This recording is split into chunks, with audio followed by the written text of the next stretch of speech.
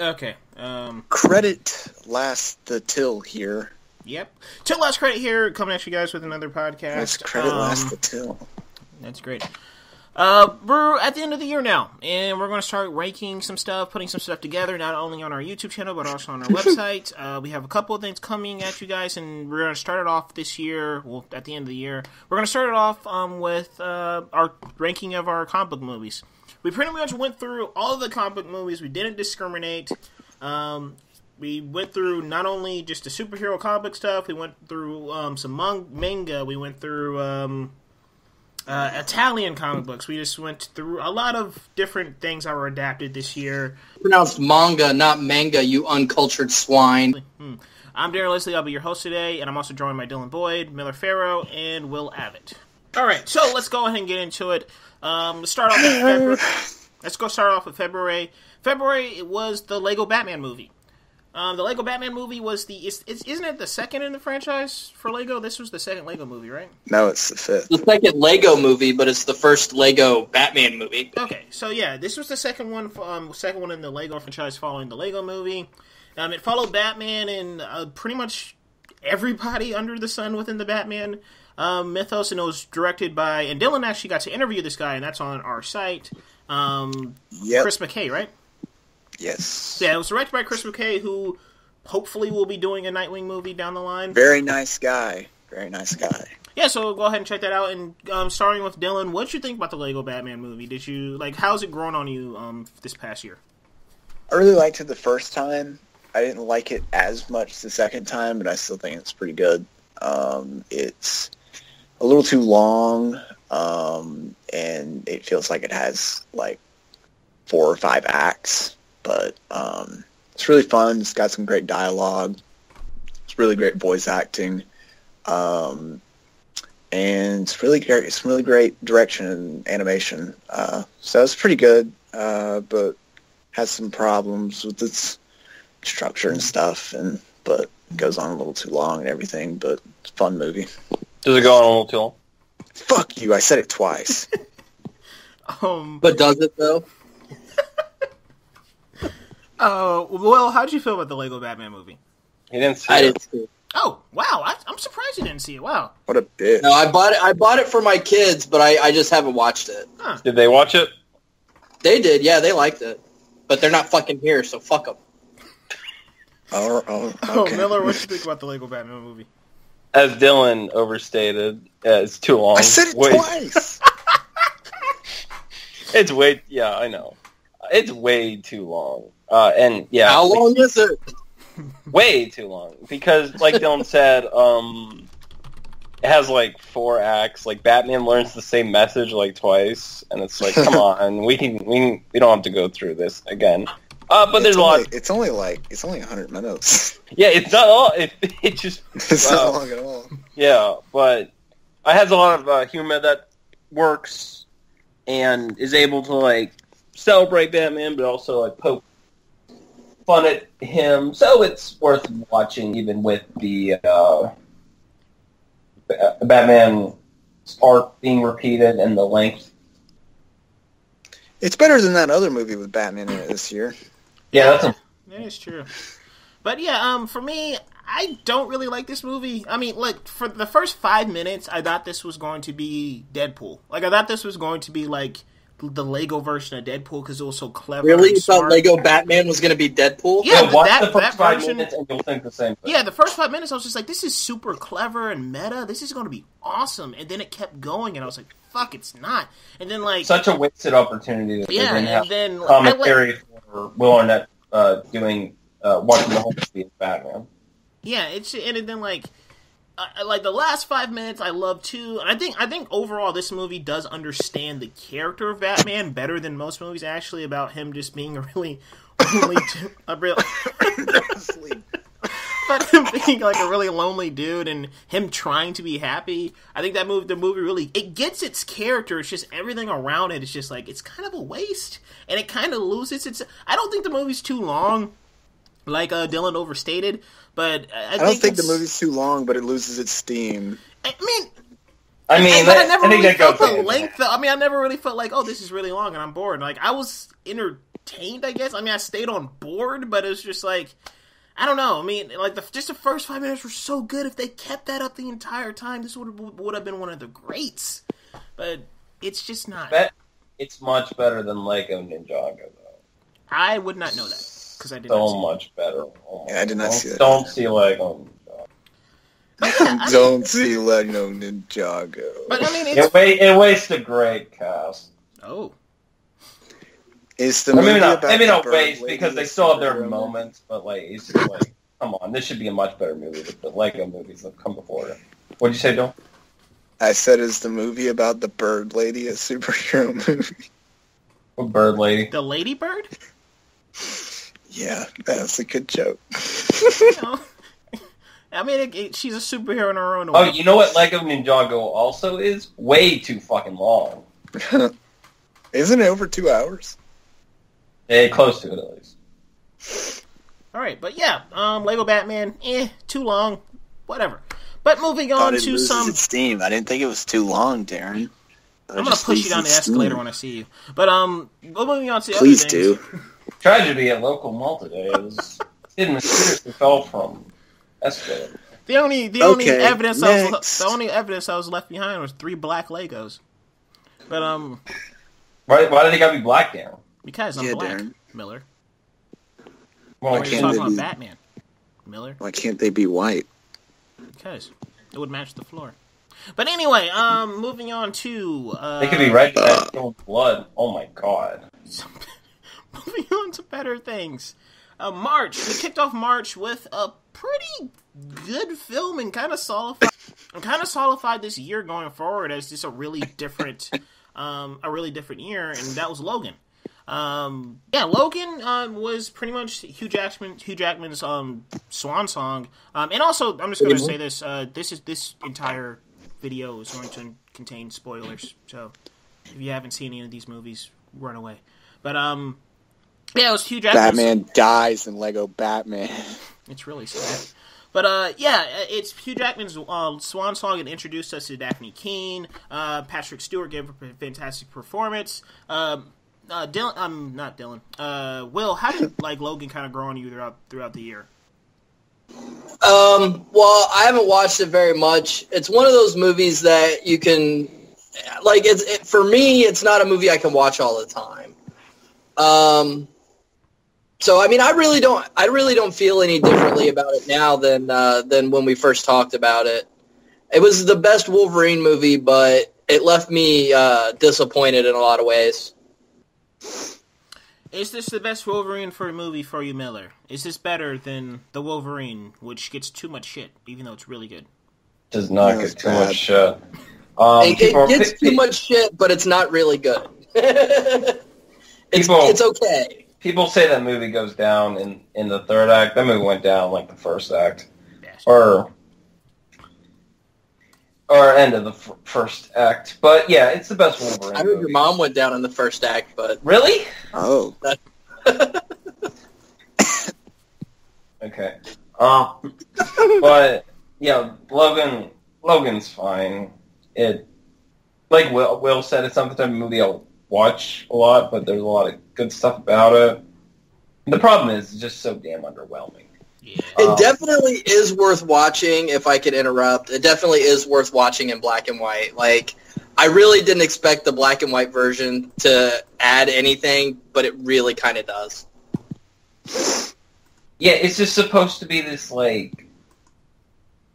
big, emotional, epic, and they definitely start to get there with the Wolverine's death, but Professor X's death is so empty, and his death in X-Men The Last Stand had more weight than his death in Logan. And the fucking worst part about this movie... I knew it was coming. That is one of the worst things in any superhero movie ever is X-23. You can do... X-24. I don't... Oh, yeah, X-24. The evil clone storyline has been done many times before. Sometimes you can do it well, like a particular TV show, but other time, a particular recent TV show. but other times it's terrible, like in this movie, and it just makes everything like it takes the seriousness, a lot of the seriousness out, and just the weight of it, and just turns it into one big fucking joke, and that's exactly what happened with Logan. Like the movie, like after X-24 showed up, whenever he wasn't on screen, okay, I could take this seriously. But whenever he did, like in the fucking climax of the movie, I couldn't take it seriously. I'm just like, I hate X-24, and he's so terrible. Well, and watching Wolverine literally fight himself, gave I get it. Metaphors. It gave the movie a campiness that I don't think was intended. No, it was supposed to be like, oh, the only person that can take down Wolverine is Wolverine. It's like, yeah, this is fucking stupid. Let's move on. Yeah. Except at the end of the day, the only person that takes down Wolverine is X-23. Like, it would have been a small girl with a revolver. Like, it would have been fine. Like, I literally thought they were just going to bring X-24 in for that, like, quick scene at the farmhouse, and I was like, okay, that's awful, but at least he's gone. And then he got up, and I was just like, oh, dear God, we are going here. What the hell's happening? You know what would be fun? Like how you just said that? If they killed X-24 at the farmhouse and then brought in Sabretooth. Like, it should have just been Sabretooth to begin with. It should have been, because I think it serves the same metaphor of his past coming back to haunt him. And it's Sabretooth. We get one final fucking fight. And Liam Shriver's great, so... Yeah, and we get one final fight between Wolverine and Sabretooth. That would have been great. And X-24 has Sabretooth's haircut anyway, so he looks like Sabretooth in silhouette. Thank you. Listen. So it's like you're pretty much like the movie fakes you out and then totally lets you down. Okay, that's another thing. Last thing to touch on X-24. It is so stupid when they have X-24 stab Professor X, because they show you him like, like, it's not like Logan would ever do that, but it's just like they show you him before he actually stabs him, so you clearly tell it's not Logan. Yeah. But it's like they're trying to give you I don't think I was getting I don't think the intent was that it was that they were not trying to trick you, because it seemed like, because when they stab him, like how they had the music turn up and stuff, it's like they were trying to be like, oh my God, Logan just stabbed Professor X, what is going on? But it clearly wasn't that. And Dylan, shut the fuck up, please. I legit thought that was funny how you said okay. You were mocking me. But yeah, if they just kept the shot on his fist and then his claws went through his chest, everyone would have been like, what did you do, Logan? And then cut to X-24 would have been like, oh, that's cool. It's like, it's fine if you don't want us to think that it's actually him, but when you show him before it and then try to make it think like it was Logan, it just doesn't work at all. Yeah, so I don't know. Look, and that haircut was, and X-24 was stupid. I mean, like, I can't take it seriously anymore because Miller posted this thing of the Santa Claus 3 and Logan, and like, I just can't. Like, when they look at each other, it's the exact same fucking thing, and it's hilarious. But look, I still really like Logan. I still really like the movie. I think it does something different for the genre. I think we will need more movies like it, and I don't mean just like dark and gritty. I mean different. It's very, very different. It fits with Wolverine. Yeah, and it fits with Wolverine. It's a character piece, was fantastic. Everybody gave great performances. It was great action, great direction. It's just X-23 fucking sucks. And we've already said it, but it just sucks. So whatever. Why are those numbers? Those numbers are hard. I don't know, but yeah, X-24 sucks. X-23 is great. She was great, and I really want to see more of her. But yeah, Logan is good. It's just that one little thing holding it back. And I have another movie later this year that has the same problem. But Dylan, you really like the Logan X-24 and all. I don't really like Logan. Oh. I fucking love Logan. Oh! Okay. You think it was going to yeah, I adore this movie still. It's it's really good and got some great acting and pacing and action and direction, and X-24 is good, and yeah, Logan's good, and yeah, there you go. Okay. This isn't your number one. I'm going to be highly disappointed. Right. I'm actually really looking forward to see what exactly this is. It's probably going to be Logan. I'm betting it's Logan. But moving on to March. Oh, wait, we're already in March. But moving on to March 24th, Power Rangers, which is a movie that really freaking surprised me because I was really excited for it. I watched this thing as a kid. I was jumping off couches. I was the Red Ranger. I watched all of them. Dino Thunder is the best Power Rangers show. Fight me. It's great. But, yeah, I really like this movie because it's... Like, I like that the fact that we can take... The thing that most of us can take away from this movie, I don't know about you guys, but I like the fact that it's just... The thing I can take away from this movie is the character development. It is actually a really good character piece for all five of these characters. The action, watching it again, doesn't really hold up that much. It's a little too... I think you can tell when a director uses too much slow motion, he doesn't really know how to actually film that many great action scenes. So the action's so-so, and the CGI... I know it's just the origin story, and I guess they were hoping for a bigger kick from this movie to get more sequels to kind of up that, but... I mean, it's still good. Yeah, they still could. CGI so-so. I don't really want them to, because these characters were great, and I want to see more of their story. I want to see more Cherney. I want to see more Zach. I want to see more Billy. Yeah. Billy was great. RJ Seiler. Because I like the fact, also... I had no idea what their personalities would be going into the movie, and like RJ Seiler really surprised me. Digger Montgomery, he really surprised me with his performance. It's just everybody was really good in this movie. It was funny. It felt like the TV show when it was supposed to. Rita Repulsa, yeah, she can hit it there. She can be good sometimes, and sometimes it's just like you're in the wrong movie. But yeah, I really, really enjoy Power Rangers. How about you guys? Yeah, I thought it was... Hey, Dylan, how'd you feel about Power Rangers? Well, I do not like this movie. I'm the only one here who doesn't like it. I like the first act of it, and then I feel like when they become the Power Rangers, it just kind of betrays itself because it feels like this nice, cool little character piece about these high schoolers becoming superheroes and shit. And then it just gets like so campy and ugly and boring and just stale and generic, and it's just like, why did we have to go here? And it just feels way too big. The first act, it feels like this little small.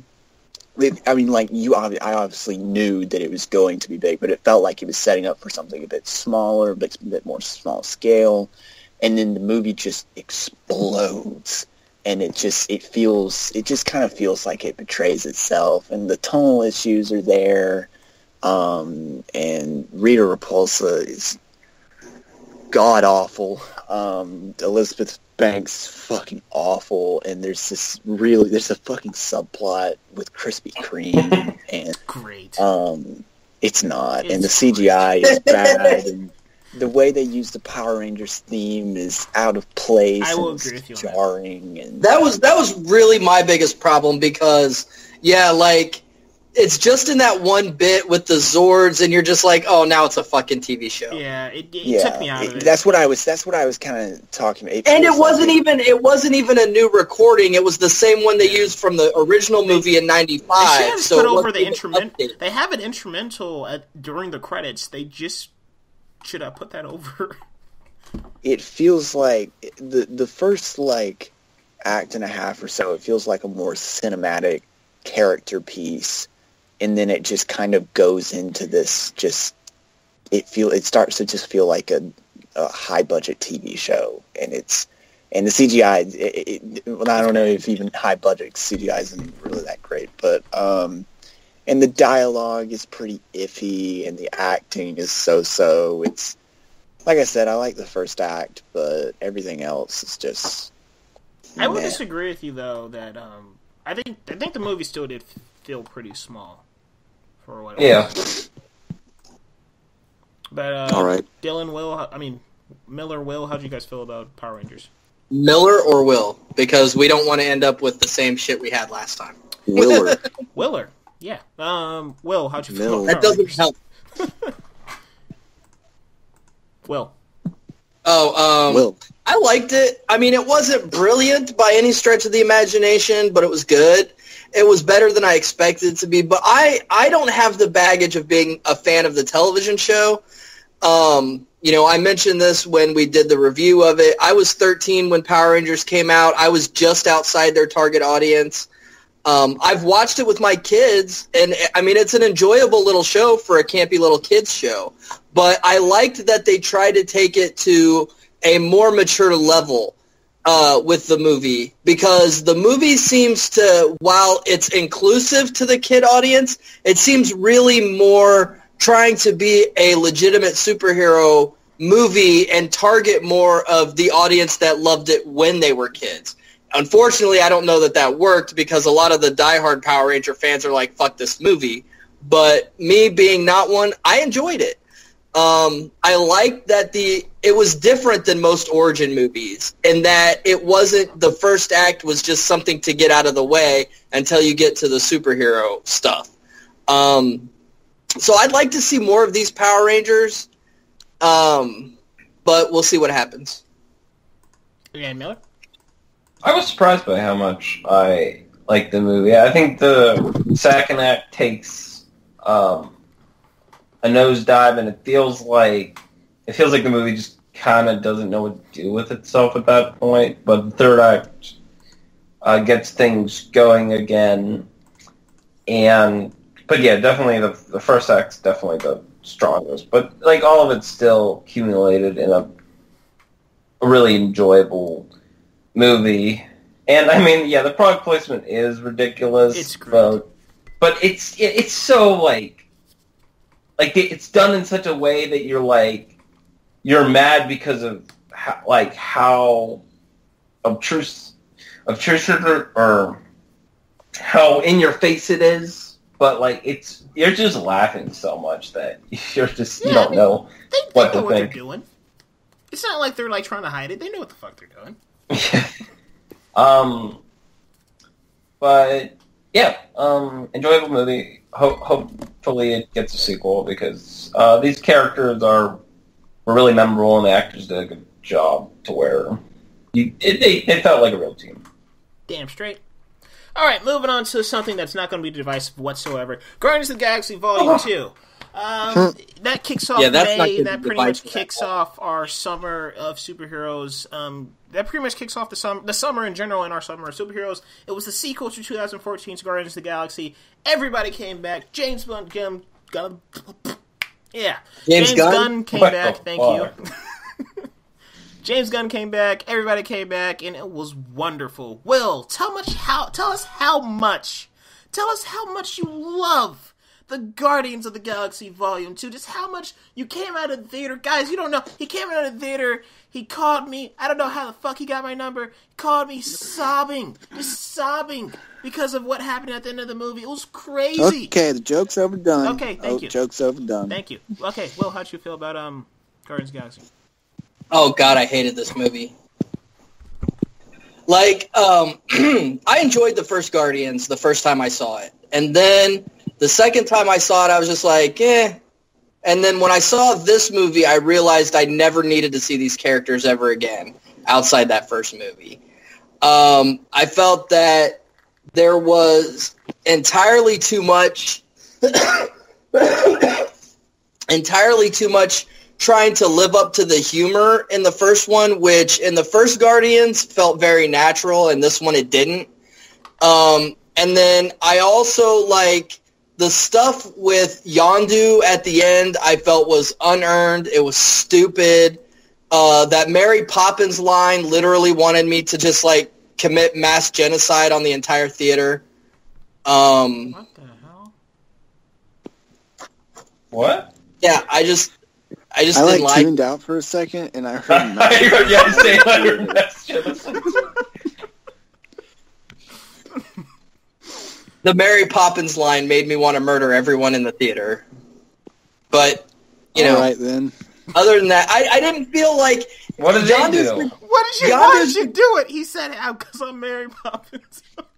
Yondu's redemption wasn't earned at all. Like, there was no reason for Star-Lord to forgive him. There was certainly no reason for the space pirates to forgive him. It was just fucking stupid. I hated that movie. Oh my god, it's pissing me off now talking about it. Who's next? Let's move on.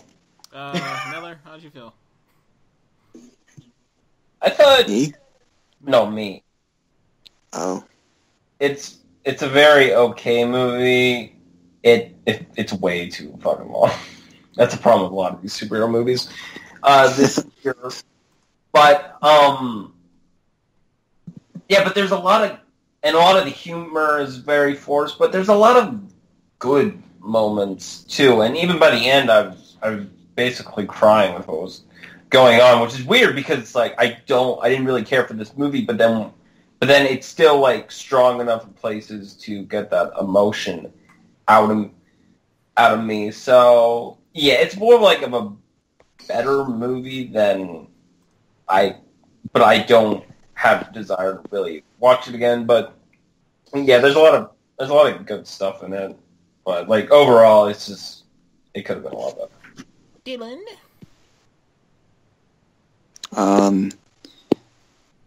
It's all right.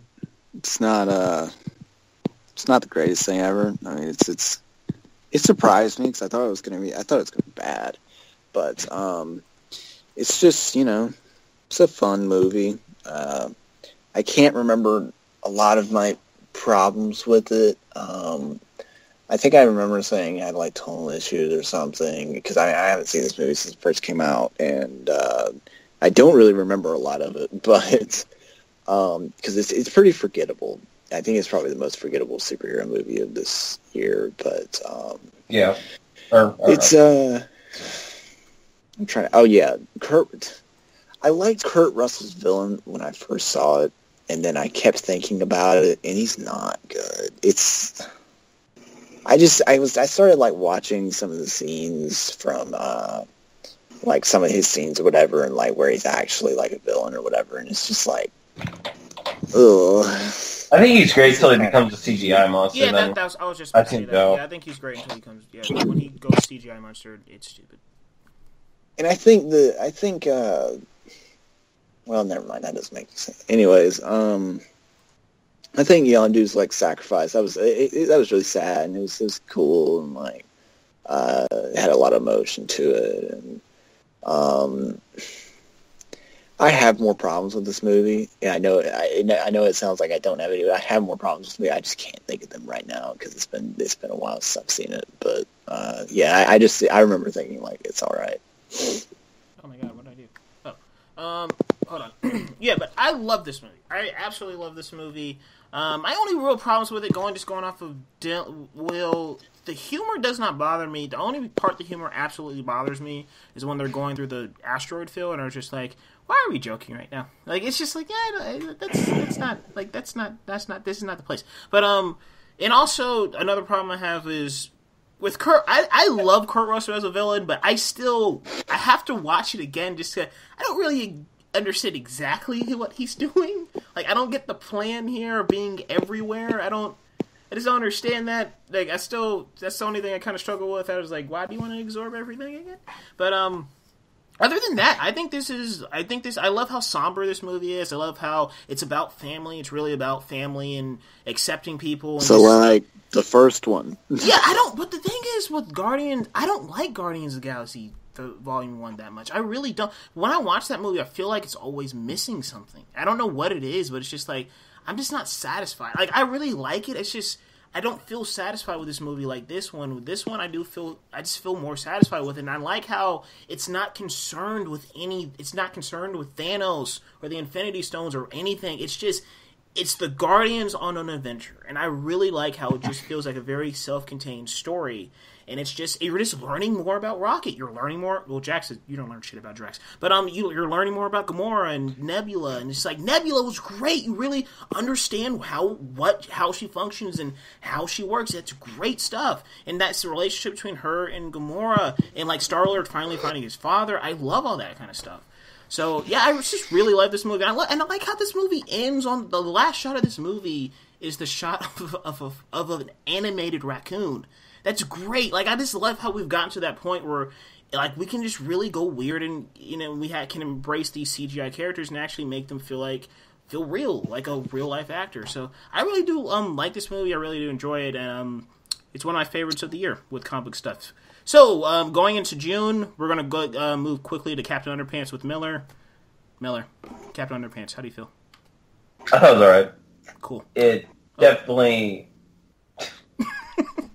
I mean, I saw it with my friend who's really into, or who was more of a fan of Captain Underpants than I was, and he said it's a very faithful adaptation, which, from what I can remember, it is, and they do some interesting things with some different animations, which was really unique, and a lot of the humor works, but it's just sort of...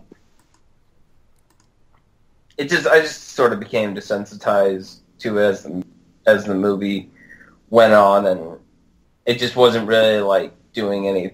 It was just repeating itself and not really doing anything new that it wasn't doing before. But I say it's worth watching if you're a fan of Captain Underpants. If you're not and don't like that type of stuff, stay away. I realized I skipped a movie just very, very quickly. Ghost in the Shell. Oh, yeah.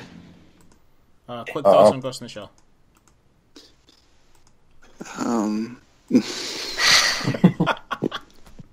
They really shot themselves in the foot with the whitewashing because, like, they made it worse in the actual movie. They made it so bad. Like, it's just like... Oh, sorry, go ahead. Like... I didn't mind Scarlett Johansson outside of everything, but it's just if they would have cast an actual Asian actor, it would have just been better in the long run because they were like, oh, we're going to cast Scarlett Johansson because people go to the movie because she's a good actress and she's popular, but it ended up just hurting them in the long run. And yeah, good visual movie, but very dry and not that very interesting, and you're just better off with reading the manga or going to watch the anime. Yeah, that's my problem with this movie, is what you just said. It's visually interesting. Nothing else. There's nothing else. And just going off of what you just said, how they fix her being Japanese is one of the creepiest fucking things you will ever... It's Get Out. It's literally Get Out. And it's creepy as fuck. It is so weird. And, like, Scarlett Johansson... spoiled Get Out. I don't... Oh, well, how do you spoil... Yeah, right. But,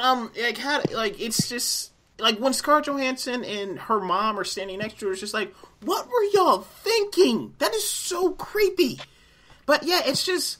I'm tired of movies that are just like, you get this director, you get this cinematographer, you get all these fantastic, you get these set designers and stuff, and it looks beautiful. But, Robert Sanders is not a fantastic director. No, I'm saying visually. I'm saying, because even Still White and the Huntsman, it looks great. Yeah. It looks fantastic, but there's nothing else. There's a shot in this movie that is beautiful. It's beautiful. It's when the guy shoots the guy and he falls into the water and it's right behind him. The lights are going all over and everything. It is amazing. And as an audience member, I should be jumping out of my seat just like, fuck yeah, he did it. I don't feel anything. I don't feel nothing. It just looks pretty. I'm tired of movies like that just look pretty and there's nothing else to offer. And that's Ghost in the Shell. It's so boring. I love AI. I love all that kind of stuff. And this movie is boring as shit. It doesn't even impress me. And this is kind of the stuff I'm into. And it's just so fucking boring. But Dylan, any quick thoughts on Ghost in the Shell? This is one of the few movies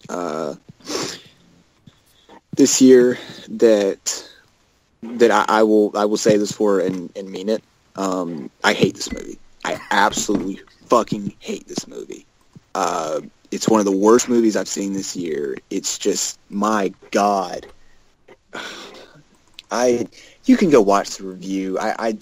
Me and Miller did a review on it. It's up on the fucking channel, but it's just, it's boring, uninteresting. There's just like, it's too long. The third act, I don't know what the fuck they were doing in the third act. And I know a lot of people say, like, oh, yeah, Scarlett Johansson was whitewashed, but at least she was good in the movie. I don't think she was good in the movie at all. I thought she was fucking terrible. She had that weird walk, and it's just like, what the fuck? She's a robot! I know, but still, it was weird. I know she's supposed to be a robot, but she doesn't pull it off. She does not pull it off well. Rupert Sanders' direction is just blah.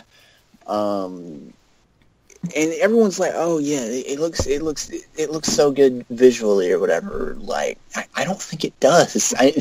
It tries to be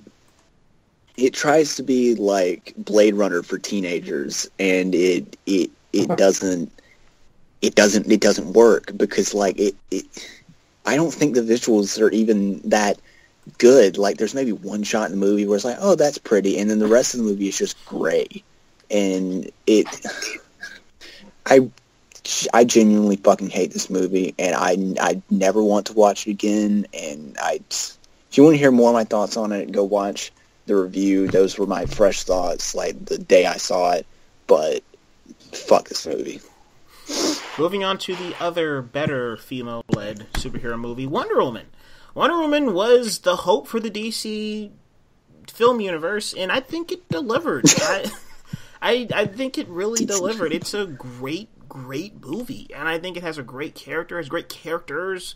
Etta Candy, Steve Trevor. I really dug this movie. I mean, it's definitely one of their best. Patty Jenkins really delivered. It has a very memorable No Man's Land sequence, which is super emotional. So yeah, I think this is a really good movie, and I think DC really knocked it out. DC and Warner Brothers knocked it out of the park with Wonder Woman, because it's a very vibrant, heroic tell. So I really liked it. Dylan, how'd you feel about Wonder Woman? It's good.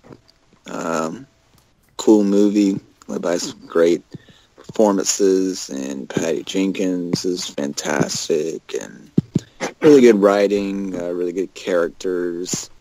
Third act. Yeah. Some iffy dialogue here and there, but it's a fun movie, great movie for the whole family, and best movie in the DCU by default. Yeah, I think like if they took Ares out of the final act, this movie would be way higher on my list. I don't think Ares is bad. The problem is what they do with Ares is bad. What movie did you say betrays itself? Power Rangers, right? Yeah. I think Wonder Woman betrays itself with Ares, because it felt like a different movie.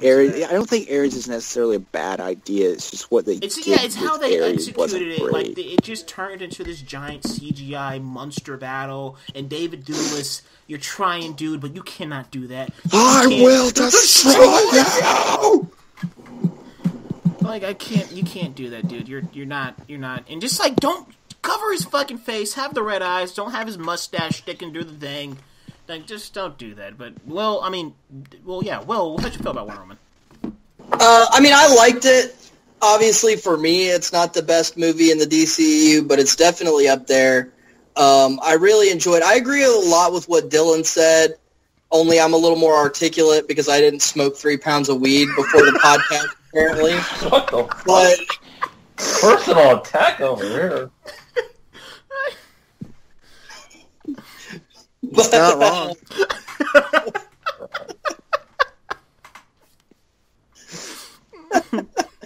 But I really enjoyed it. I think the Ares thing brought the movie down a little bit.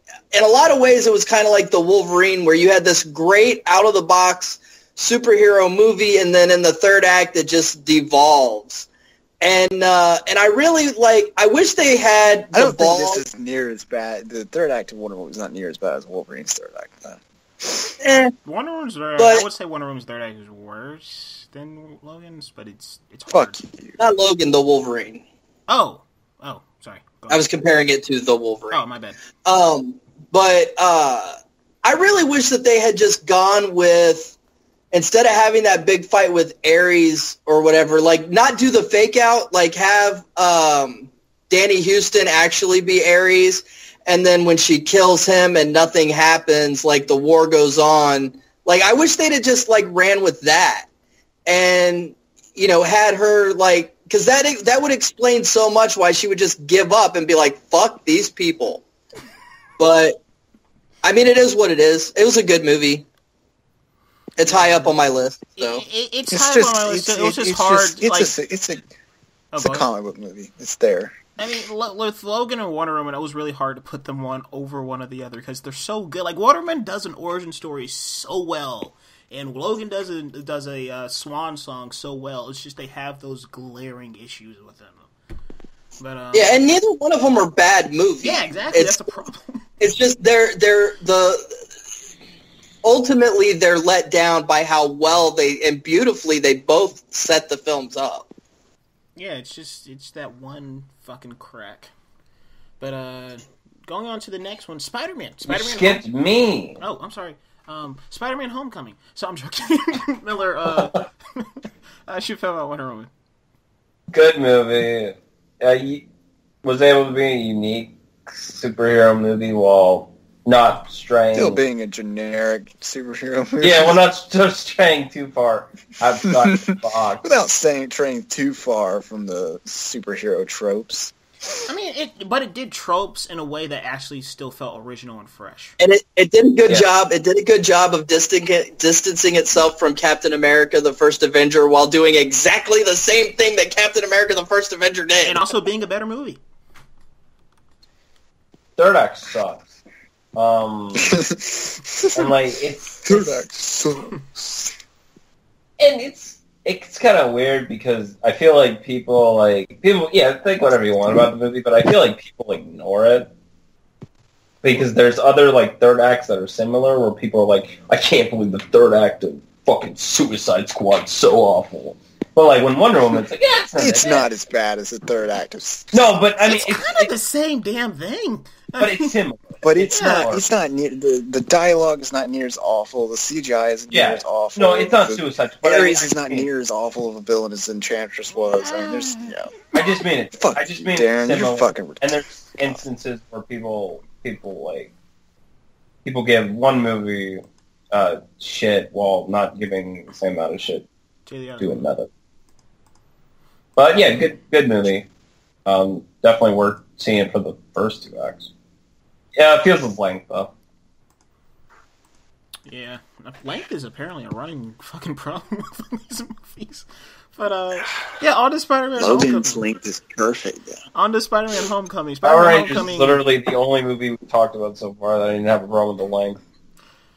Will this one be it, Miller? The one we're about to talk about? Yeah. Hell. Oh, wow.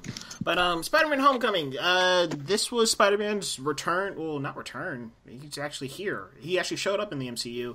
This was his first time in the MCU. He came back to Marvel Studios, sort of, kind of. Sony still owns him. They just lended it up. This was the second time in the MCU Venom. because of the war. Good old Sony. God bless them.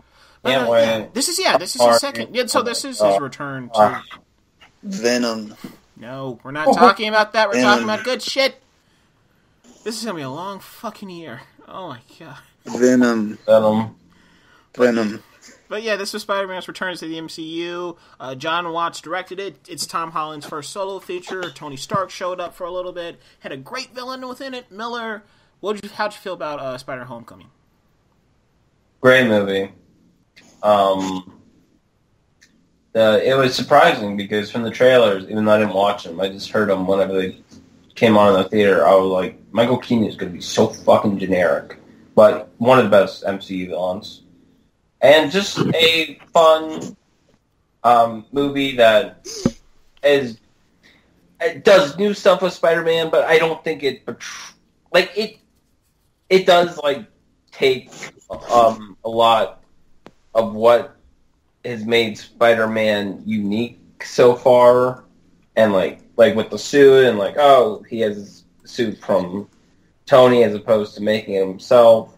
So those problems don't bother me as much so much, but I definitely see where people are coming from with them. But yeah, I really this movie just one of the best MCU movies, and Tom Holland's great. The whole cast is great, and I can't wait. I'm looking forward to seeing these characters again because they work so well together. Yeah, I can't wait to see him grow up. Especially Ned and Peter, their relationship. I mean, I really liked it because, and I like going off what you said. I didn't mind the suit because the suit, that's his arc. Like him overcoming. It just takes it in a different direction. Yeah, because it's just like I don't need these tools and all this tech. Don't get rid of Karen, but like I don't need all this stuff. I'm Spider-Man. And like at the end of it, when he's lifting off these rocks, I don't need all that shit. I'm Spider-Man myself. So yeah, that's one of the things I really enjoyed about it. It was fun. It was funny. Vulture is fantastic as a villain. Michael Keaton did not sell it, phone in or anything. He was great. I liked the reveal, especially the lighting used within that scene. I thought that was really cool. I thought Zendaya was great. Laura Harrier was great as Liz Allen. I liked the twist they did on Flash. He's not really like a punchy villain. He's more, I'm a rich dick. So yeah, I just really like this movie, and once again, like Guardians of the Galaxy 2, it just feels like its own little story, and I really like that. Even with Iron Man and Happy and Pepper being involved, it still just feels like Spider-Man's story, which is really cool. But I want to say two more. I want to say two more things. The twist with Michael Keaton, so good. Mm-hmm. One of the most iconic moments in any film this year. And I do think that I've seen this suggested, and I do agree with it. I wish the final battle was more low scale, and they did the final battle at the homecoming dance somehow. Yeah, I would have liked, because that would have felt more like Spider-Man. Like just more. Yeah. He should. Like it wouldn't have made sense with what they were doing with the plot, but I mean, if the plot was reworked in a way to do that, have that make sense. I still feel like it was pretty low scale compared to everything else. Like it's no blue beam, no aliens and stuff. Yeah, I don't see why when people say it's too high scale. Like it's pretty. It stays within New York. Yeah, I mean, it just affects it obviously people got hurt in the plane crash, but it just affects Tony mainly and yeah. It's still, it's not like him like it crashed in the street. Oh my god! Like it's just like they're on a beach and they're fighting. So I think it is. But I would have loved if they did do the homecoming dance. That would have been fun. But how'd you feel about Spider-Man: Homecoming? I really liked it. I liked it a lot more than I expected to. I mean, I really had a lot of reservations about this movie, but I was pleasantly surprised when it came out. I agree with a lot of what's already been said. I mean, they did a good job, even though there were guest stars, making this feel like Spider-Man's movie. I think that was something that they did a lot better than with Civil War, which doesn't at all feel like Captain America's movie. It's an Avengers. Exactly. It's an Avengers movie that carries on the Captain America storyline from the first two, but it's not a Captain America movie. This absolutely 100% is a Spider-Man movie. Even though Avengers show up, Avengers are mentioned, Spider-Man is still at the center of it. I really like that. And I feel like they took a lot of what worked in the Tobey Maguire movies, or what still works, because I maintain those movies don't hold up as well as they used to. But it took a lot of what still works from those movies, and it took some of the things that worked from The Amazing Spider-Man and managed to make a definitive version of the character that we haven't seen yet. And that, for me, I didn't even know that I was looking for until I saw this movie. I really loved Michael Keaton as the Vulture. There were a lot of parallels between Michael Keaton's Vulture and Willem Dafoe's Green Goblin, but they managed to still make Michael Keaton's Vulture unique, and I think a lot of that, it comes out of the performance from Keaton himself. A lot of people complained on the internet about that little chat between Adrian and Peter in the car, and why doesn't Peter could do a whole lot of things to him right now, and he wouldn't be able to stop him. And yeah, that's right. But Peter was scared because he's an intimidating villain. that's getting the villain right, where your superhero is so paralyzed with fear that even though he is 100 times stronger than a normal 16 or 15-year-old kid, he's too afraid to do anything. That was a great villain. I really enjoyed this movie. And also, are you supposed to beat the crap out of Liz's dad? It's just like, that's a struggle with that, too. Right. I like just everything they did. And I felt like the tension there between like the personal struggle that Peter went through between his girlfriend and his enemy being the dad, blah blah blah. I thought that was done way better than it was in the first Spider-Man movie between, his best friend and his best friend's dad being the villain. Yeah. And, like, can we all, like, just celebrate for a second that this is the first Spider-Man villain in a while that doesn't talk to himself? Like, that's nice. But Dylan, is that true, though? Yeah, like, Green Goblin had voices in his head. Doc Ock had voices in his head. That's true. No, we skipped Spider-Man 3 somehow. Venom did. Well, it did? Okay, yeah, Venom. Yeah, Venom got voices in his head. Lizard talked to himself. Electro talked to himself through music, which was kind of weird. I think it made sense with Doc Ock. Yeah, but it was still kind of a reach. He was like Green Goblin too, but yeah, but it's just like it made sense, but it is sort of a retread. Like, are we still doing this? But do it like multiple times. Yeah. But Dylan, how'd you feel about Spider-Man: Homecoming? Good movie. It's fun. It's got some great characters. It's good dialogue. The only real problem with it is I think the direction is pretty bland, but other than that, yeah, cool movie. Awesome, Mr. Reefer. So, moving on to Valerian. I don't know who all saw Valerian. Miller. I did not. Okay, well, Miller, me and you saw Valerian, and I really liked Valerian. It's not great. It's not really that memorable, to be honest. I think it has a couple of great sequences, and the visuals are fantastic. Like, this is a fantastic-looking movie. And it honestly has one of my favorite performances of the year with Rihanna, who I think really actually stepped up and had a really great standout scene that I really wish the movie just went from there on, and it just became that story, because that was really interesting, but they didn't. But yeah, I really liked it. I kind of hope it gets a sequel, because there's some things it's not.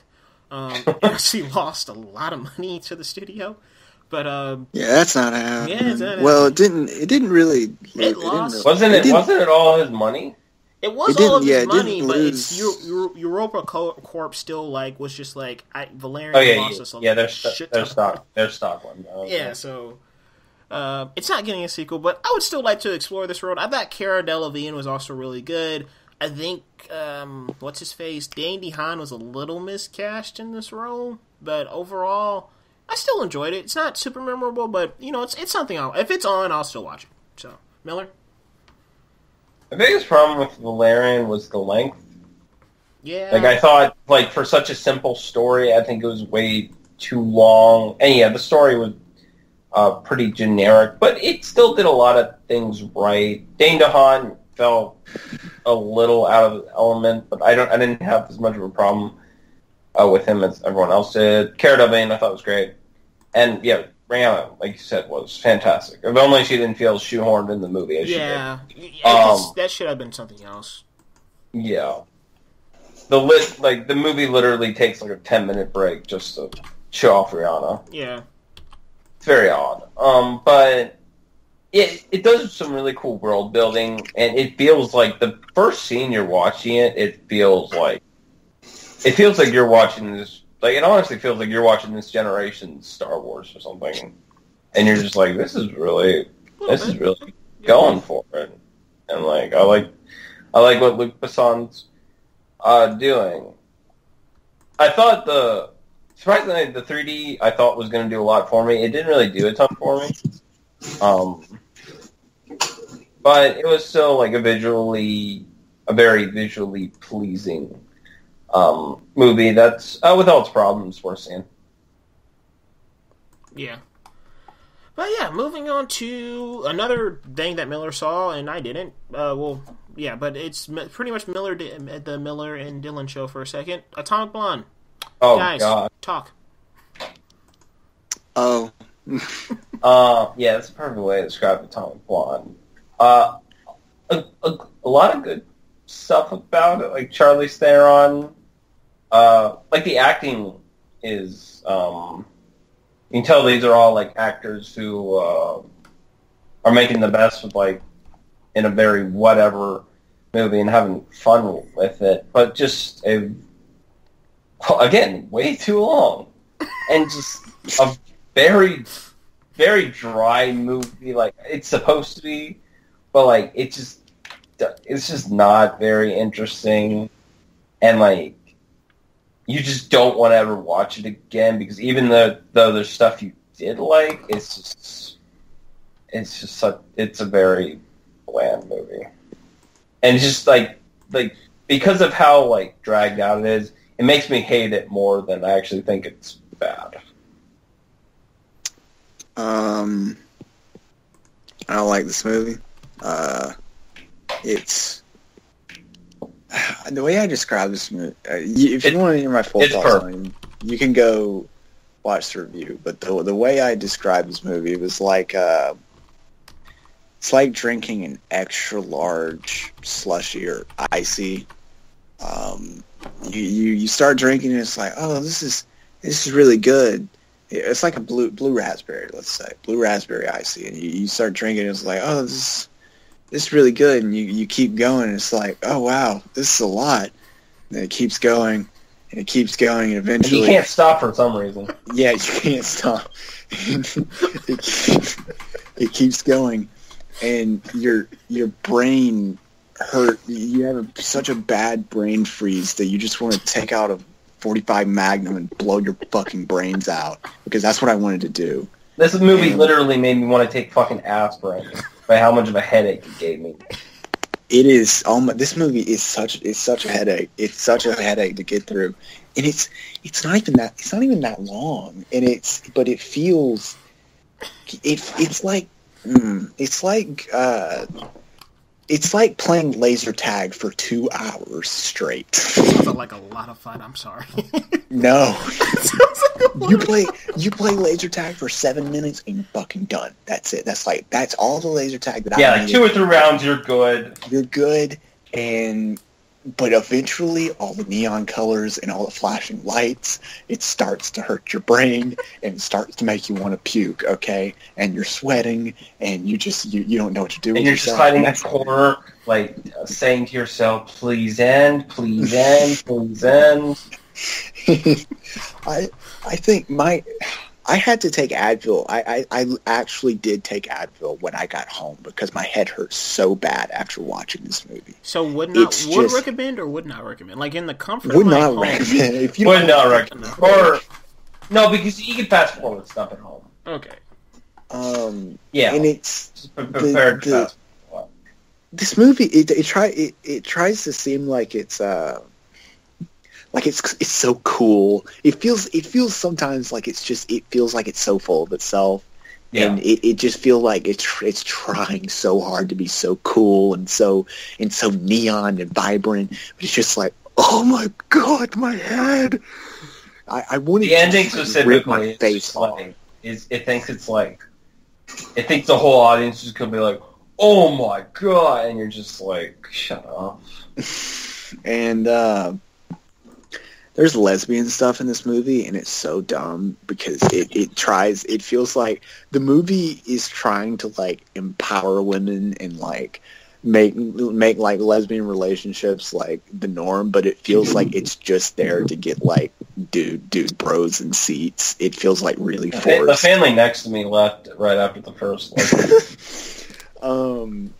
And like, I mean, I'm all for, LGBTQ plus representation in cinema, but this is just it feels so forced and so out of place, and like it's just there to get asses in seats, and it made me feel just kind of like it gave me kind of an unsettling feeling. I was like, that's really shitty, but and the what they do with Sophia Boutella's character is stupid. I think she dies. Yeah, I think she does. Didn't even remember. They stole that in the trailer. I remember. I don't remember exactly what happened, but I just remember thinking, like, that is so fucking stupid.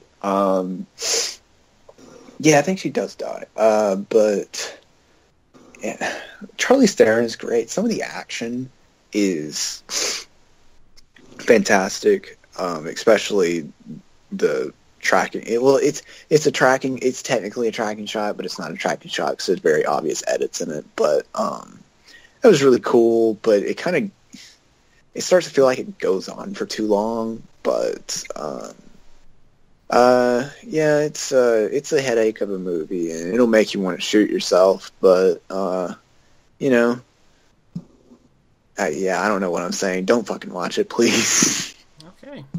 I like David Leitch. Okay, and it's very obvious that he should have been the one credited for John Wick because when you watch Atomic Blonde, you can just tell that John Wick is much more David Leitch's movie than it is Chad Stahelski's movie. But so I don't know why he wasn't credited, but or just them both credited at least. Or yeah, at least them both being credited. But yeah, I like David Leitch, and I'm still excited for Deadpool 2. But yeah, this movie's not good. I was nervous there about it. You should be. Yeah. Wait, what'd you say, Darren? I just say you were making me a little nervous about it. To be honest, I was just like, but we'll see. No, Deadpool 2 will be good. What's the next movie? I don't remember. It's Death Note. Do you guys want to talk about it? Yeah. Am I the only one who has seen it? No, I've seen it. I've seen it, Miller, because Alex, what's his face? I don't even know his name. What's his name? Nat Wolf? Yeah, no. Who directed this movie? Oh, Adam Wingard, your fave. Yeah, Adam Wingard's great. If you guys haven't seen You're Next, or The Guest, or the other one he did, Blair Witch. Thank you. Yeah, the other one. But yeah, Blair Witch, which is great. Fuck Miller. We're gonna do a commentary one day on that movie, and it's gonna be great. And Miller's gonna be like, "This is the greatest thing ever." He's not. But Death Note, look, I like this movie. It's not the greatest thing in the world.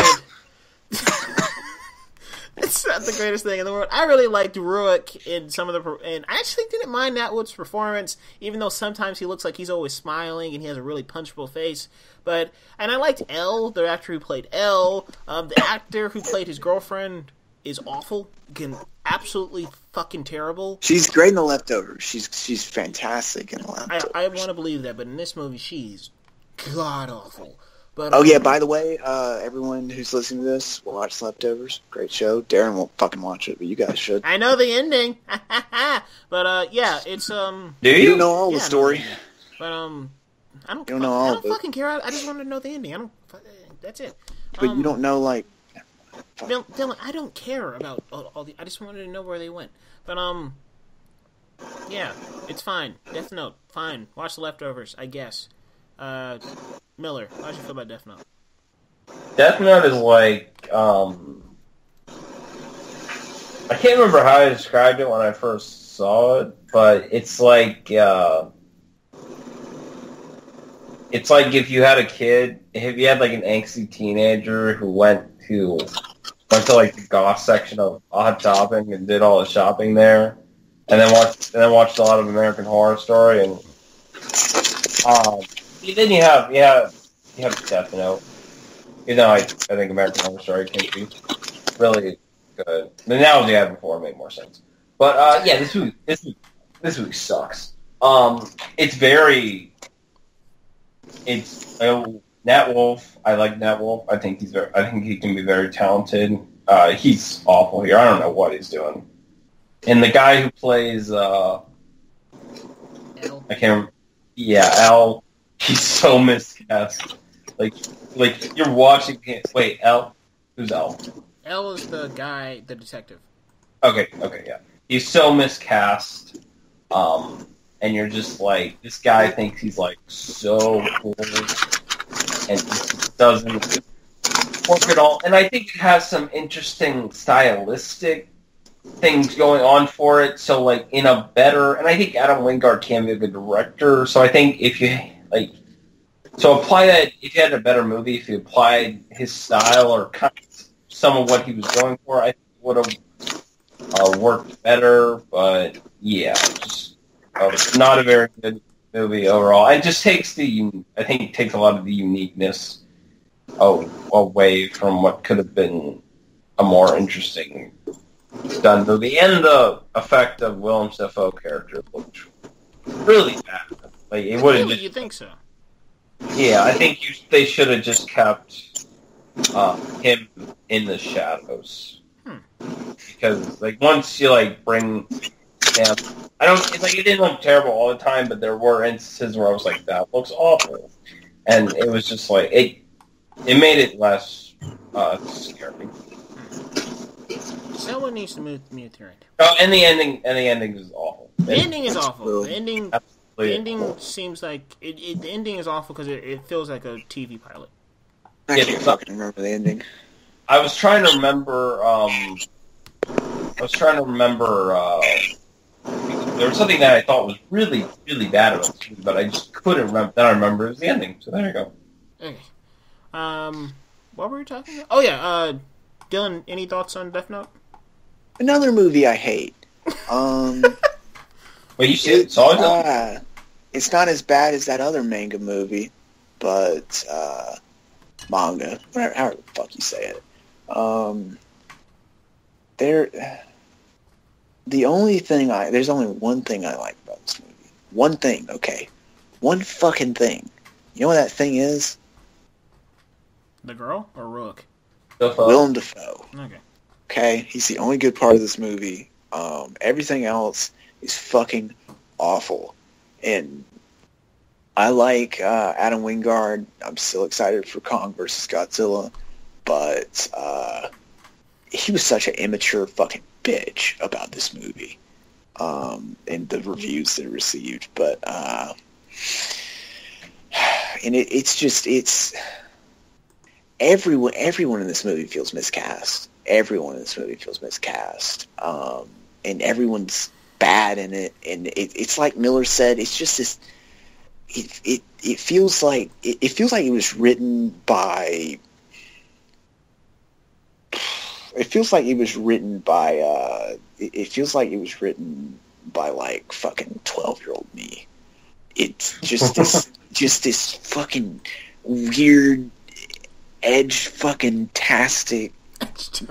I don't know. I don't even know how to describe it. It feels like it was written by like some fucking 13-year-old kid. All he fucking does is shop at Hot Topic and fucking say racial slurs on fucking Black Ops 2 and I fucking hate. That's not me. That's not me. Who are you when you're? I'm using a different comparison now, but it's still just the writing in general feels like it was written by a child. Is my point. But the rest of this is describing more of Adam Wingard's shitty direction. But it feels like it was written and directed by this super fucking edgy 13-year-old who thinks he's so fucking cool and he's not, and I hate it. I hate this fucking movie. Yeah. The funny thing is about Adam Wingard, I really like him. I'm not excited at all about Godzilla vs. King Kong. I literally forgot what was happening. Yeah, I can't get behind it. I don't care. But yeah, we got 3 more movies left. On to the next one. Kingsman 2. A movie that was a bit of a letdown. Most disappointing, well... Yeah, not the probably most disappointing, but looking back on it, I still have a lot of fun with this movie. The score is amazing. I still go back and listen to it by Henry Jackman. I think this movie still has a lot of style to it, a lot of great performances. It just feels too much like a setup. It feels too much like a part 1 and part 2. It should have been cut down a little bit. And the ending of this movie, where they get the bad guy, they win, and then they still keep going with a fight, which is great. It's a good fight. It's a great fight with a really cool song choice behind it. Should not have been in there. Like, the whole entire Pedro Pascal switch over. And I think his character, I don't like his character being turned evil because I just really liked Whiskey.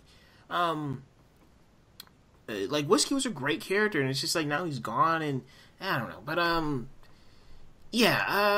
I really like the movie. I still like the movie. I still have a lot of fun with it, but it's just a bit of a letdown going from Kingsman was my favorite movie of 2015. I love that movie. And I love Matthew Vaughn.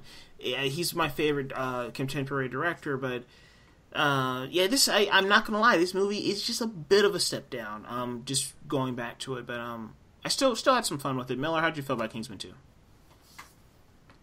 I thought it was okay.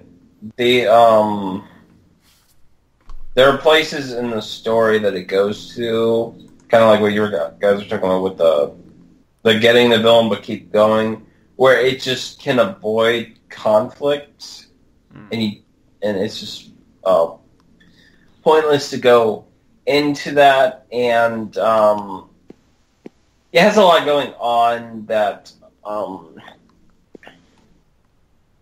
it just got too much to where you have stuff that you just don't really need, and you have it took I think it works in the movie, but I think it took it doesn't once they do it, it doesn't bring back the movie, but the whole bringing Colin Firth back, that whole explanation was stupid, and it was okay, we can move on from.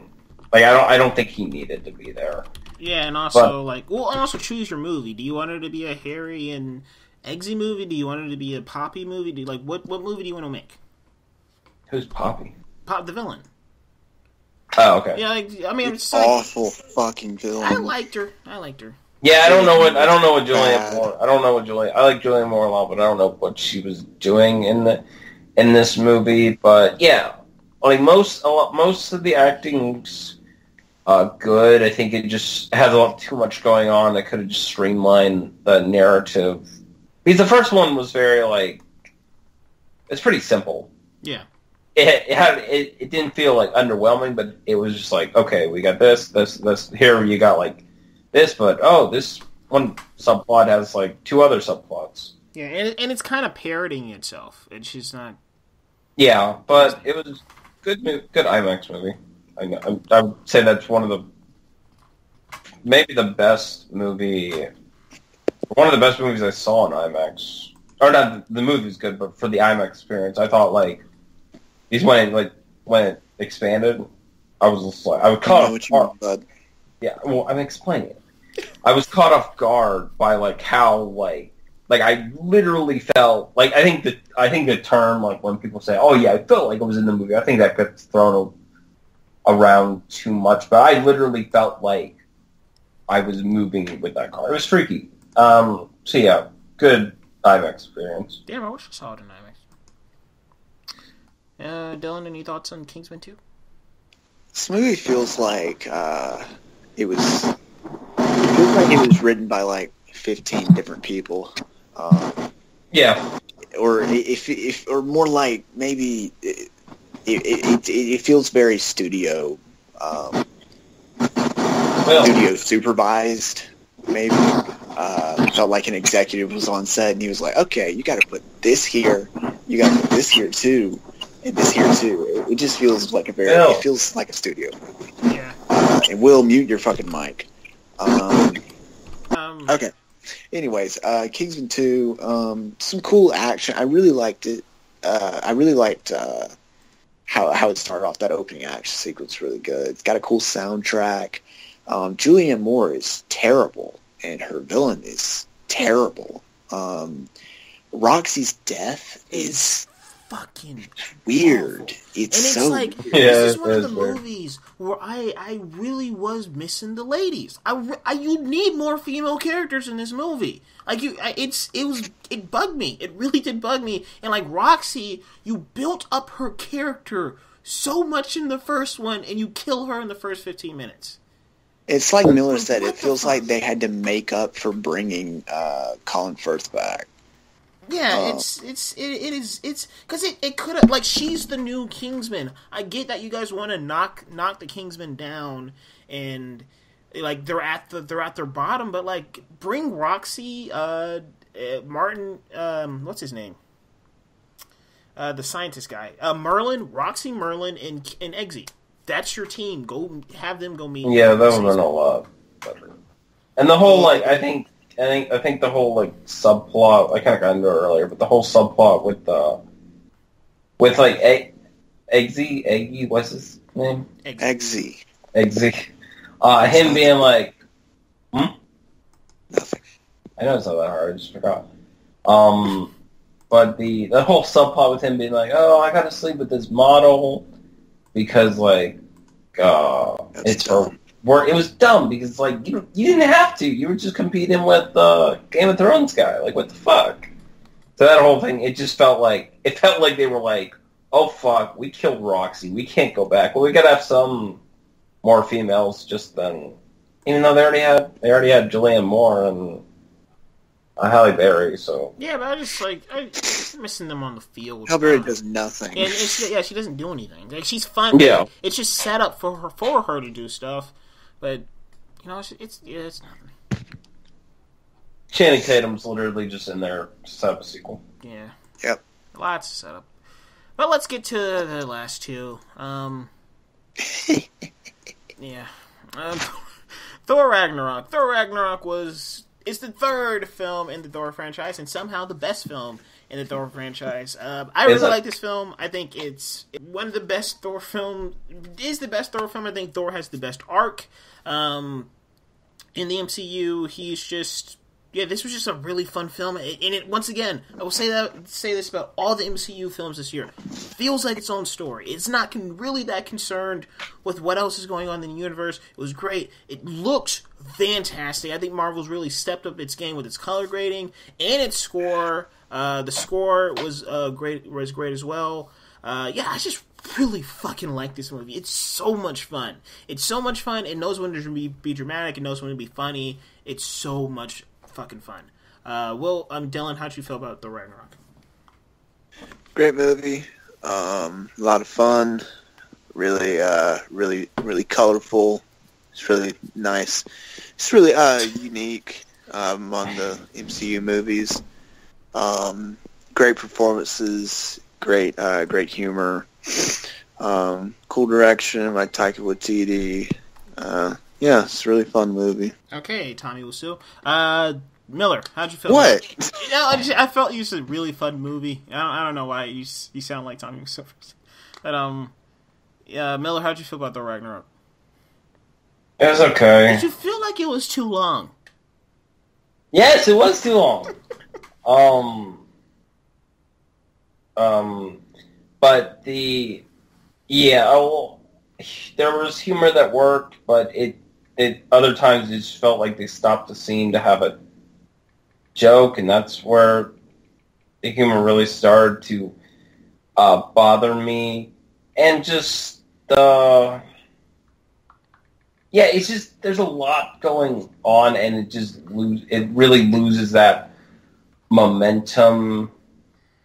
And I think Hela, is that her name? Yeah.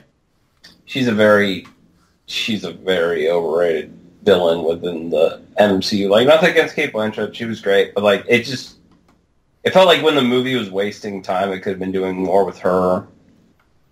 Them coming back and forth, I was just like, I want to see Thor's story. I didn't mind Hela, but I was kind of pissed whenever they cut back. The problem with Hela's scenes, a lot of Hela's scenes in the movie, is that she's just kind of used for exposition. Yeah. And she's doing the same thing over and over again. Yeah, it's good. And now I will rule this part of Asgard. I did like the exposition. I did like her story because I did feel for her, but Yeah, but she's just kind of underused. Yeah, very, very okay movie. Has a lot good about it, but I think it's just frustrating because I think it could have been a much better movie with the potential it showed when it really was good. Will, you back? I'm back. All right, Thor 3, how do you feel? I agree with a lot of what Miller said. I don't really like this movie. I think that the stakes were diminished by a lot of the forced humor that Miller was talking about. I agree that the villain was completely wasted. There, like Miller said, again, I agree with everything he said. There was some of the humor was on point. I really loved the bit with Banner in the Quinjet. But just a lot of it was, the movie just stopped every couple of minutes to tell a joke, and a lot of it was just really stupid. And I mean, this is supposed to be Ragnarok, the end of the world, not a fucking buddy road trip movie. So yeah, I didn't really like it. All right. I wanted it more of a buddy road trip. I want to move on. So Yeah, but moving on to the last movie. The last superhero movie of 2017. Too soon. Here's the thing, okay? You can't be disappointed if you don't have your hopes up in the first place. DC's motto in... Justice League. Bright. No, fuck, we're going to talk about Bright. No, I'm joking. But, Justice League, the movie I've been waiting for since I was 10 years old. But, fucking nerds. But yeah, Justice League is it's the movie where all the superheroes team up and stuff, and they go fight Steppenwolf, and it's Justice League. Yeah, you know what Justice League is. Dylan, how'd you feel about Justice League? This movie sucks. I liked it when I first saw it, and then I saw it again, and I saw more problems with it, and it got even worse as I saw, like, more clips on my phone and stuff and shit, and I was just like, this movie sucks. I came to that realization the other day. I texted in the chat, and I was like, damn, Justice League really fucking sucks. But I wasn't really disappointed. I'm not really disappointed because I don't really care about DC anymore, or at least DC movies anymore. So, but yeah, it's I want to say that there's a lot of great things about this movie, but I can't. It has some alright characters, and they finally somewhat get Superman right. It's just that he looks fucking scary. Horrible. The stupid fucking face. It's so, it gets so much more noticeable every time you see a scene with Superman in it. It just gets more noticeable every time. I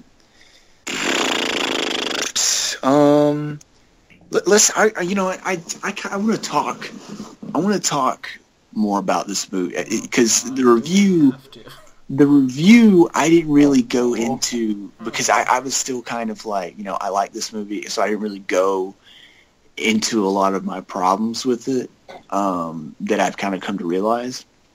We'll start from the beginning, okay?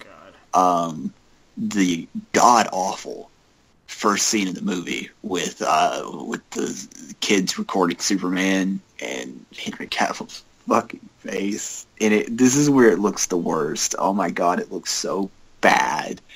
And the dialogue is just weird, and then it goes from there, and I think the opening credits are next. And the opening credits, they're bad. Everyone's like, oh, it's so dark, it's so Watchmen-esque. Oh, it's great. And it's just, the song doesn't fit. The song is, Josh Whedon put this in the movie, and it's like he didn't listen to the lyrics of the song. The song is about government tyranny and shit, not fucking people dying. It doesn't fit. It doesn't fit with the theme of the world, like losing hope because of Superman dying. So are you literally going to go through the entire movie? It's about government fucking tyranny. Dude, like, what the fuck? We can and there's this scene, where it's panning across the Kent farm, and you see, like, the for sale sign, and the girl goes, everybody knows! And it's so good. Awful. Lyrics don't really fit, like Dylan said, but so good. If you don't pay attention to lyrics, it's great. The entire the opening credits are just so underwhelming. Everyone's like, "Oh, it's like Watchmen." It's not like Watchmen. It's trying to be like Watchmen. They're fantastic. It feels like a bunch of random shots. It's random depressing shots just put into the opening credits. You know what would have been great? Us for You know what? us. Two things. The everything knows. It feels like for some reason it feels like something you would see during the presidential election. I don't know why, but it just feels like something that's a commercial. It's just like, do you want to fix your country? But no. You know what would really have worked if they just used the times were changing. I think that would have worked. No, it would. Yeah, I think that would have worked. That's Watchmen. Are you fucking kidding me? Yeah, but that's just the guy who directed it would have been Watchmen redundant. It would have been redundant, but it would have been better than everybody knows because everybody knows it just does. It doesn't fit with the. Josh Whedon had used. If Josh Whedon had used the times are changing, Zack Snyder would have literally tackled him to the ground. Anyways, Dylan, you're not going through the entire movie. I'm sorry. No, okay, fine. Steppenwolf. He's awful. He's absolutely fucking terrible. I'm trying to think. Probably the worst comic book movie villain of 2017. Unless there's something that I'm not thinking of. You're on point. Yeah, he's worse than Kurt Russell. He's just. Oh my god. The fucking CGI on him is awful.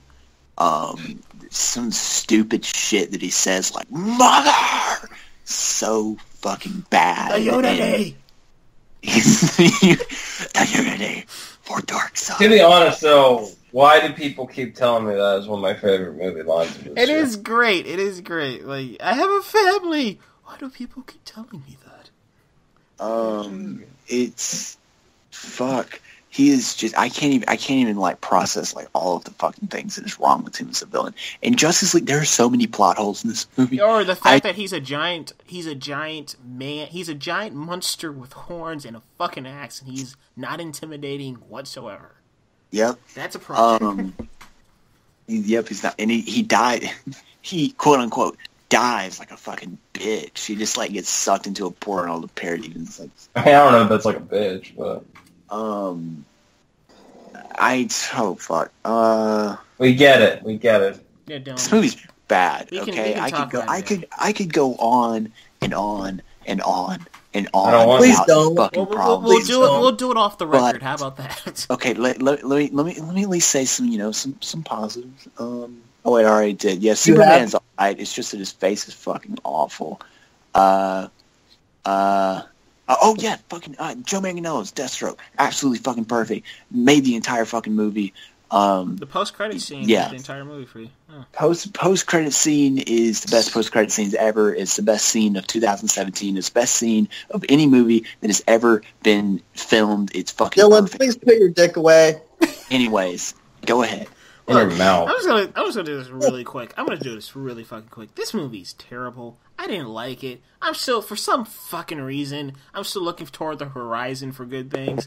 It's not coming, but like, look, I don't know. This movie sucked. It's really disappointing. Good. But who knows anymore, Dylan? Look, this movie sucked. On to the next thing, Miller. Yeah, this movie sucks. There's some good scenes of character interactions. But it's just like, and the first time I watched it, I'm like, okay, it's really bad, but it's like easy to get through. Second time, I couldn't wait until the movie was over. Steppenwolf, like what the hell were they thinking? Like, even Josh Whedon liked that tweet. Like Josh Whedon knew fucking Steppenwolf sucks. And people lost their shit about it. It's like, okay, yeah, people don't blame them. Just blame, like, there's a lot of blame to go around for this movie. It's not just one source. But, yeah. Not as bad as Suicide Squad, so, I mean, there's... I mean, yeah, but that's like saying... I've seen Suicide Squad twice. I don't think I will ever watch Justice League again.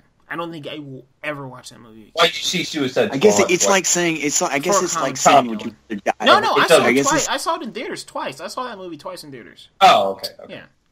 It's like saying Justice League isn't as bad as Suicide Squad. It's kind of like saying getting your arm torn off is not as bad as getting your leg torn off. Yeah, drowning is not as bad as getting lit on fire. At the same time, but yeah. Well, I didn't hate this movie. I didn't like the movie. Didn't enjoy the movie. I mean, being the fan that I was of Batman versus Superman and of Zack Snyder as a whole, I expected a lot more from this movie. I expected substance. I expected layers. And it was basically a stripped-down, bare-bones, run-of-the-mill, nothing special about it superhero movie. Now, as far as that goes, it wasn't terrible. It's not worth hatred. But, yeah, I was severely let down by this movie. I really enjoyed the opening credits and the song Everybody Knows. I really enjoyed that cover of it. I'm not going to get into a big, heated argument that's going to go nowhere with the edgelord over there, but I thought it was Watchmen-esque. And, I mean, you can laugh, but, I mean, it's true.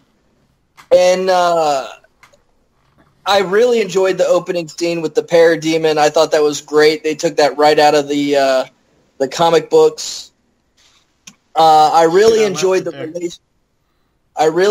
the relationship between Batman and the Flash. I thought that was great. I thought that was kind of reminiscent of the Iron Man Spider-Man relationship, only not done as well.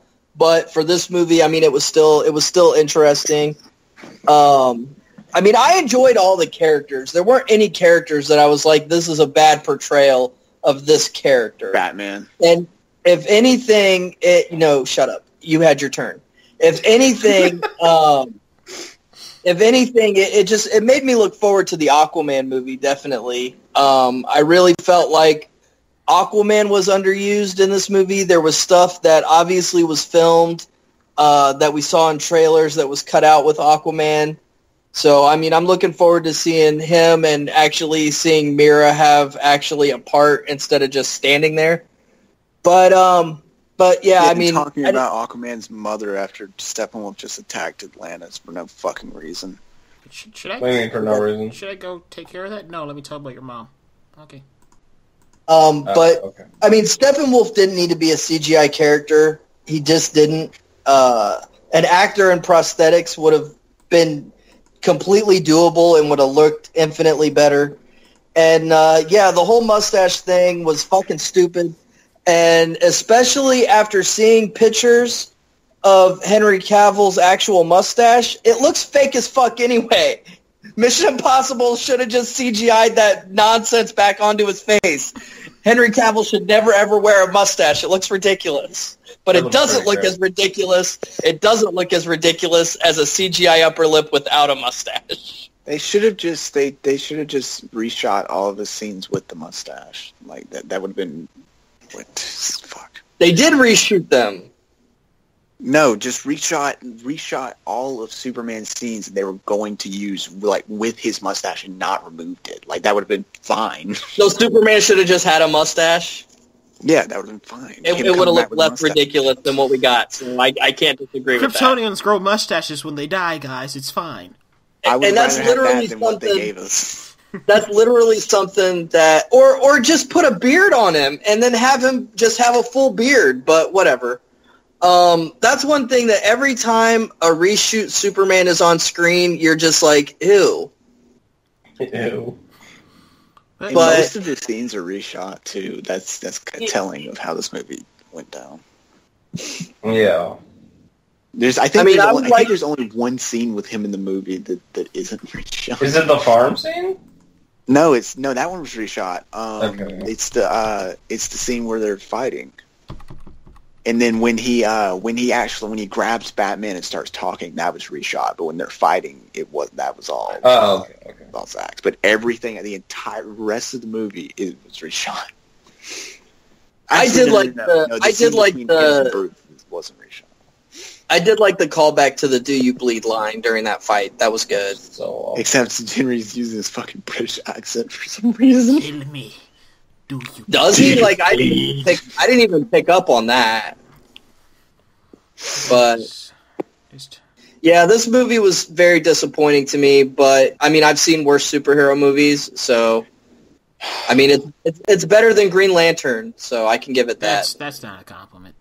Okay, time to rank them. Time to rank them. Time to rank them. Who wants to go first? I will. Miller, go ahead. Okay, let me pull out my list. Okay. Oops. Let's see, how many do You won't let me live. You won't let me die. Okay. Are you gonna go, Miller? Or?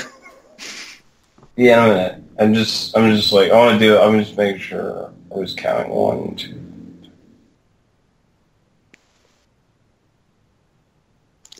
Okay, go from worst to best. Go from worst to best. Yeah.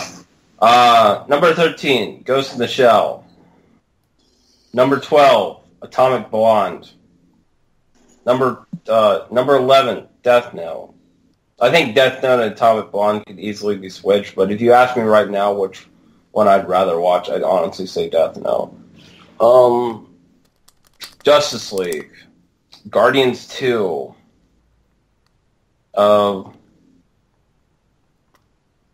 Actually, maybe fuck, I'm already maybe switch Valerian and Guardians 2, because they're both too long, but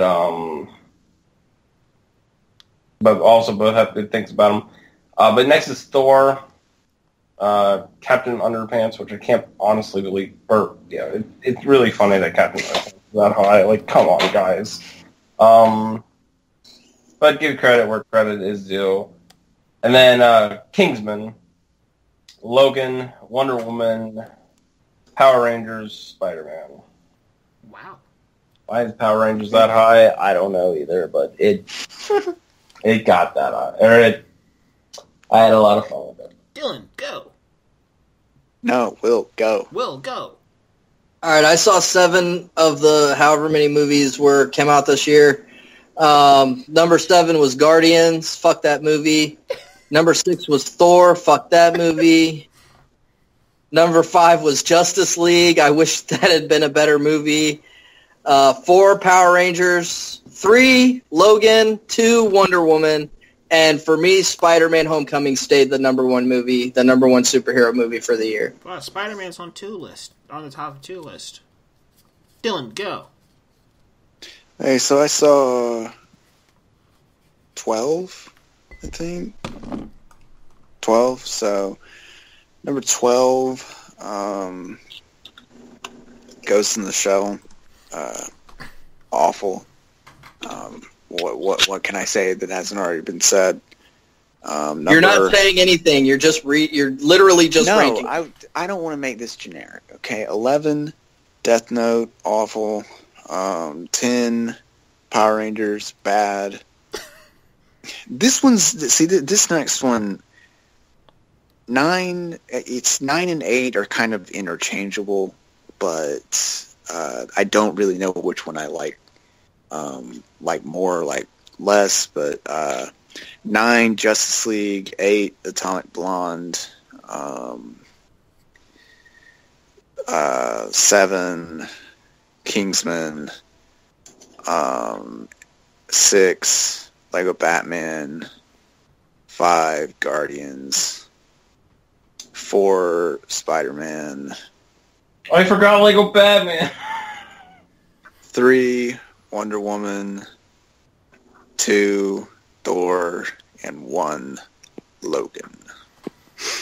Okie dokie. Alright, mine is Ghost in the Shell, Justice League, Death Note, Lego Batman movie, Valerian, Kingsman 2, Wonder Woman, Power Rangers, Spider-Man, Logan, Guardians of the Galaxy Volume 2, and Thor Ragnarok. So, what was the big shocker? There was no big shocker. Wait, Thor's your favorite? Yeah. Yeah, Thor's my favorite, yeah. I had the most fun. I think that's a shocker. I had more respect for you than that. Oh, wow. Well, at least I didn't put Justice League at the top, guys. So, yeah, that was our list. That was our... What a mess. Our list and our rankings and our discussion about the comic movies of 2017. Do you guys think this was a good year for comic movies, yes or no? No. Yeah. Really? No, I thought this was honestly one of the best years for comics. I think because it was What? diverse. I think it seriously. I think it was No. really diverse, and we got different stories, and nothing felt like I an agree with episode. Darren. Like it. I think this is one of. Our I mean, yeah, they were different, but different doesn't mean good. I think they were good too. I really think they were good too. No, I thought last year was much better. What was last year? Last year was Batman v Civil War, Superman, Batman vs. Superman, Deadpool, Suicide Squad. Yeah, I'm just gonna the say. Academy Award-winning Suicide Squad. I think 2008, at least for the last few years, 2008, 2014, and 2017 are awesome. But yeah. So, with all that being said, I'm going to close this out. So yeah, this is our first installment of Till the Last World. We're going to be talking about more about some of our movies. Once we all get everything together with movies we really want to see before the year comes out, and it also might bleed into January as well, we're going to do our top 10, and we will see other stuff on the site as well, our top 10 posters, trailers, performances, this and that, and the fourth. So go and check that out and keep an eye out for that. You can find us at Til The Last Credit on Twitter, Til The Last Credit on Facebook, and of course Til The Last Credit on YouTube. So subscribe, keep an eye out for all that stuff, and we'll catch you guys next time.